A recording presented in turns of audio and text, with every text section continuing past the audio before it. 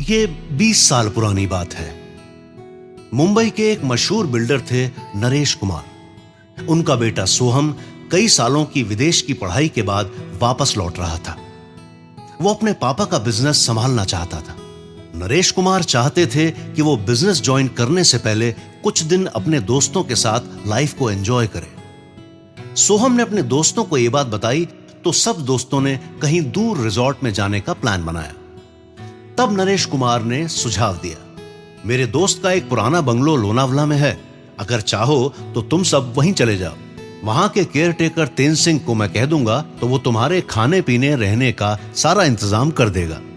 वैसे भी बारिश का मौसम था तो सबको सुझाव बहुत पसंद आया। 2 दिन बाद सब दोस्त गाड़ी लेकर निकल पड़े। घूमते घूमते मौसम का मजा लेते हुए सब शाम तक वहां पहुंचे। तब तक खाना रेडी था। तेन सिंह ने बहुत अच्छा इंतजाम किया था। सब लोग बहुत थक गए थे तो खाना खाकर तुरंत सो गए। Good night. दूसरी सुबह बहुत सुहानी थी। हल्की हल्की बारिश और ठंडी हवा के झोंकों ने सबके मन में ताजगी भर दी। मुंबई की भागदौड़ भरी जिंदगी से कहीं ज्यादा सुकून था इस जगह। तेन सिंह ने सबके लिए ब्रेड ऑमलेट और उपमा के साथ चाय बना दी थी। नाश्ता करके सब बंगलो देखने निकल पड़े। बंगलो काफी बड़ा था, पुराना था पर बहुत खूबसूरत था। कई खूबसूरत कलाकृतियों और पेंटिंग्स का खजाना था। सोहम और उसके सारे दोस्त बहुत ही अभिभूत होकर सब देखते रहे। तभी बंगलो के दक्षिण के अंत भाग में सोहम ने एक छोटा सा दरवाजा देखा। उसने तेन सिंह को बुलाया और उससे पूछा, यहां क्या है और इसे लॉक क्यों रखा है? तेन सिंह ने बताया कि उसे कुछ नहीं मालूम, पर मालिक ने उसको ताला लगा के रखने के लिए कहा है, इसलिए वो बंद है। सोहम ने तेन सिंह को दरवाजा खोलने के लिए कहा। तेन सिंह भागकर चाबी ले आया।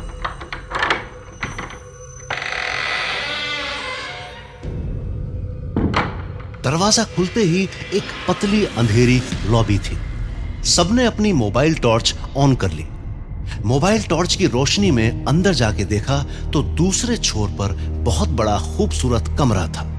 वहां भी कई सारी पेंटिंग्स और थोड़ी टूटी हुई मूर्तियां भी थीं। सोहम के फ्रेंड प्रणय ने देखा तो एक कुर्सी पे तस्वीर जैसा कुछ रखा था। वो थक गया था, उसे कुर्सी पे बैठना था। प्रणय ने तस्वीर हाथ में ली पर उस पे काफी धूल चढ़ी हुई थी। प्रणय ने हाथ से थोड़ी धूल छांटी तो उसे किसकी तस्वीर है ये जानने का कौतूहल हुआ। उसने हाथ से थोड़ी और धूल हटाई तो वो भौंचक्का रह गया। तस्वीर देखते ही उसने सबको आवाज लगाई और सबको तस्वीर दिखाई। गाइस, सबकी वही हालत थी। वो सब समझ नहीं पा रहे थे कि इतनी पुरानी तस्वीर सोहम की कैसे हो सकती है, मानो कि साक्षात सोहम उसमें समा गया हो। वो तो कभी यहां आया भी नहीं। सोहम ने अपने पापा को फोन पर ये सारी बातें बताई। नरेश कुमार भी काफी हैरान थे कि ऐसा कैसे हो सकता है। नरेश कुमार ने सोहम से कहा कि 1-2 दिन में वो वहां आ रहे हैं। बाद में उन्होंने अपने दोस्त को फोन लगाया और पूछा कि बंगलो उसने किसके पास से खरीदा था। दोस्त ने कहा कि बहुत पुराना किसी जमींदार का बंगलो था, पर चूंकि उसे बहुत पसंद आया तो उसने खरीद लिया था। ऐसा कैसे हो सकता है, यही उलझन में सारा दिन निकल गया। रात को सब अपने अपने कमरे में सोने चले गए। सब मन में एक ही सवाल लिए सो गए। रात की अंधेरी खामोशी में बंगलो भी शांत था एकदम।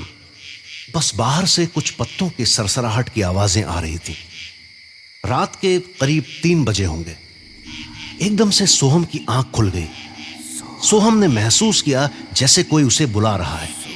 पहले तो उसे लगा कि शायद पूरे दिन में जो हुआ उसकी वजह से उसे ऐसा, पर उसे लगा कि यह भ्रम नहीं है, सच में कोई उसे बुला रहा है। सोहम ने उठकर देखा कि उसी कमरे से हल्की रोशनी आ रही थी। वो वहां जाकर देखना चाहता था पर उसे डर लग रहा था। जाऊं न जाऊं की उलझन में था। तभी एकदम से उसने कोई परछाई देखी। वो शायद एक 20-25 साल की लड़की थी। न जाने क्यों पर सोहम बस उसी की ओर खींचता चला गया। न चाहते हुए भी वो कमरे की तरफ बढ़ता ही चला गया।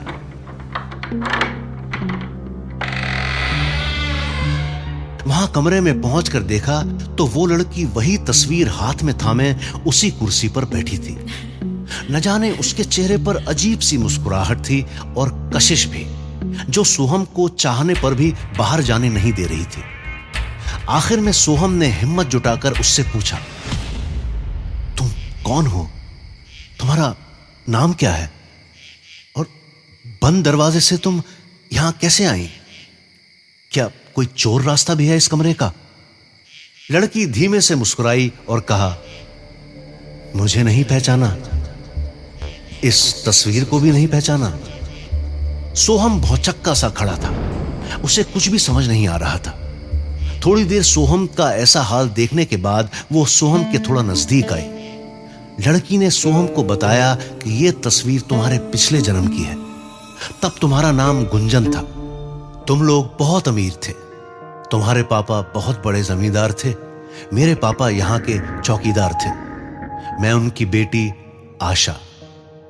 मैं तुम्हारा सब छोटा बड़ा काम कर दिया करती थी, जैसे कि तुम्हें जगाना, चाय नाश्ता देना, तुम्हारा वो कमरा ठीक करना, अगर तुम्हें कुछ चाहिए तो ला देना, वगैरह वगैरह।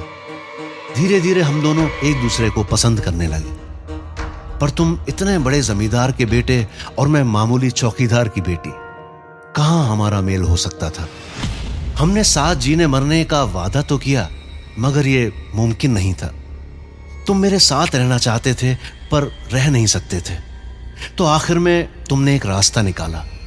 तुम्हारे पापा का ये बंगलो खाली ही पड़ा था, यहां कोई नहीं आता जाता था। तुम मुझे भगाकर यहां ले आए और बस यूं ही हमारे दिन खुशी से निकल रहे थे। तुम्हें जब भी मौका मिलता तुम मेरे पास चले आते और कुछ समय बिताकर वापस चले जाते। ऐसे ही एक बार जब तुम आ रहे थे, रास्ते में ही तुम्हारा एक्सीडेंट हो गया।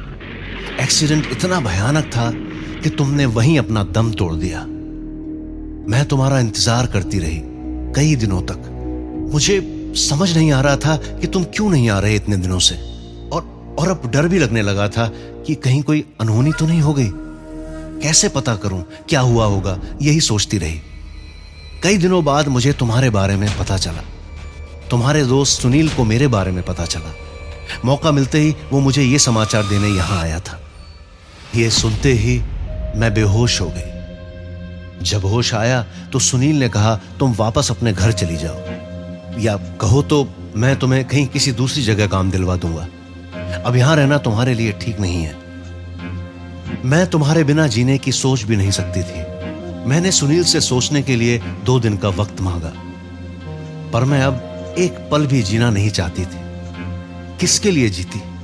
कुछ भी तो नहीं बचा था मेरे पास जीने के लिए। और उसी दिन मैंने अपनी जान ले ली। पर मेरी रूह तुम्हारे इंतजार में यहां से जा नहीं पाई। आज तुम मुझे मिल गए हो। मैंने बहुत साल तुम्हारा इंतजार किया है। आज तुम मुझे फिर से मिल गए हो। अब हमें कोई जुदा नहीं कर सकता।